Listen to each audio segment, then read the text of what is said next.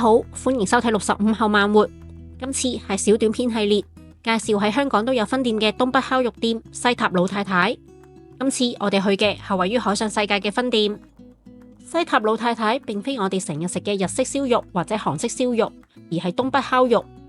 東北烤肉以朝鮮族傳統老式泥爐烤肉，並放上菊花炭喺爐底，烤起嚟嘅肉能夠保留原汁原味，肉香撲鼻，肉質鮮美。因為想食烤鰻魚嘅關係，今次我哋就揀咗大眾點評嘅甄選鰻魚雙人餐。同侍應提供咗購買 QR Code 之後，食物好快就上台啦。先嚟嘅係4款開胃小菜，有大豆芽泡菜、葉蘿蔔泡菜、生菜沙律、廚仔沙律，仲有韓式辣白菜同埋嫩豆腐湯，而侍應都會主動幫忙分湯。響品嘗小菜期間，侍應就會將菊花炭預熱，準備烤肉。菊花炭因為其燒出嚟嘅炭段由中央向外散開，好似菊花咁盛放，又被稱為菊花炭。菊花炭耐燒，而且唔會產生灰煙，烤出嚟嘅肉能夠鎖住肉嘅水分，更加好食。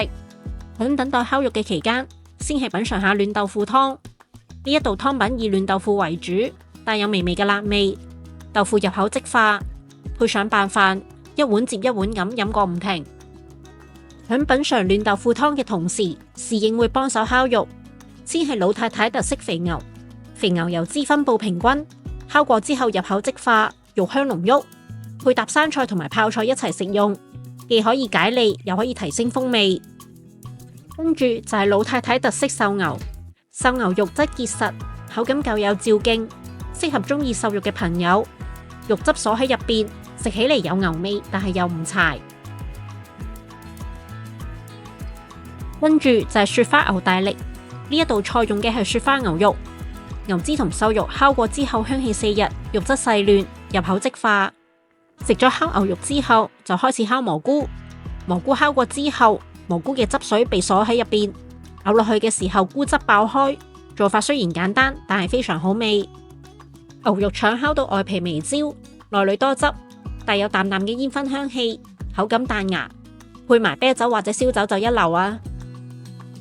最後就係重點嘅烤活鰻魚，呢一道菜係餐廳嘅招牌之一。鰻魚現殺現烤，肉質鮮嫩多汁，外皮烤得金黃酥脆，配埋特製嘅醬料，口感層次豐富，帶有微微嘅甜味同埋焦香。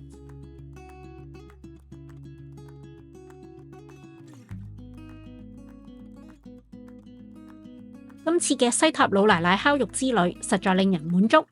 由鮮嫩嘅烤活鰻魚到入口即化嘅雪花牛大力，每一道菜都令人回味無窮。如果你都中意烤肉，或者想嘗試一下唔一樣嘅烤鰻魚，一定要嚟海上世界嘅西塔老奶奶試下。今次嘅介紹就先到呢度。如果你中意呢條影片，請你收藏、點讚同埋訂閱。多謝你哋嘅收睇，我哋下次再見，拜拜。